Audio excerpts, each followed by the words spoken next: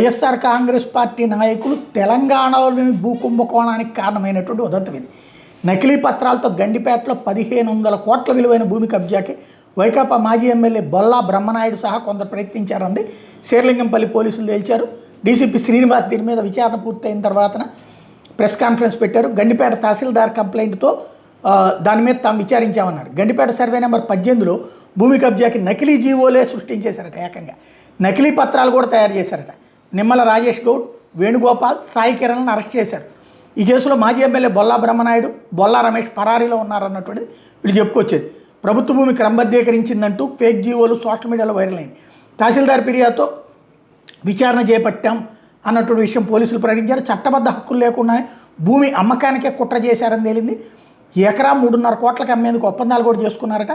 Court ఆదేశాలతో నిందితులలో సోదాలు చేశాం. బ్యాంక్ పాస్ పుస్తకాలు, మొబైళ్లు, ల్యాప్టాప్లు స్వాధీనం చేసుకున్నాం. ఈ అక్రమ బూడీల్లో 4 కోట్లు చేతులు మారినట్టు గుర్తించాం.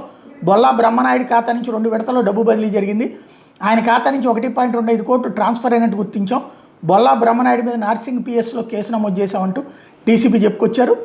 ఓవరాల్గా ఇప్పుడు బొల్లా బ్రహ్మనాయుడు ఈ కుట్రకి పాల్పడ్డాడన్నటువంటిది తేలుస్తున్నారు. మరోవైపున ఇదే బొల్లా బ్రహ్మనాయుడు పరారీలో ఉన్నటువంటి నిందితుడిగా పోలీసులు ప్రకటిస్తే అతను ఇవాళ వైఎస్ఆర్ కాంగ్రెస్ పార్టీకి సంబంధించినటువంటి కార్యక్రమంలో పార్టిసిపేట్ చేశారు అన్నటువంటిది ఇక్కడ ఆంధ్రప్రదేశ్లో జరిగిన కార్యక్రమంలో పార్టిసిపేట్ చేశారు.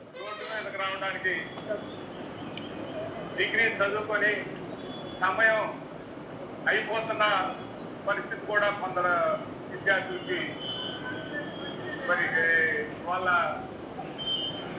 పరిస్థితుల్లో అలాంటి పరిస్థితుల్లో వాళ్ళు రోడ్డు మీదకి రావడం జరిగింది. ఇది ఈయన అనమాట ఇవాళ యాజిటేషన్ చేశారు. అయితే ఇక్కడే ఇప్పుడు ఈయన బాధితుడా నిందితుడా అనేది తేలాలి. వీళ్ళు నిందితుడు అంటున్నారు. ఈయన ఖాతా నుంచి డబ్బులు వెళ్ళినాయి అంటారు. అంటే ఈయన భూమి కొనుక్కోవడానికి ప్రయత్నించాడు. నకిలీ జీవోలు సృష్టించింది ఈయనే సృష్టించి ఈయనే డబ్బులు ఇచ్చాడా ఏంటనేది తేలాల్సి ఉంది.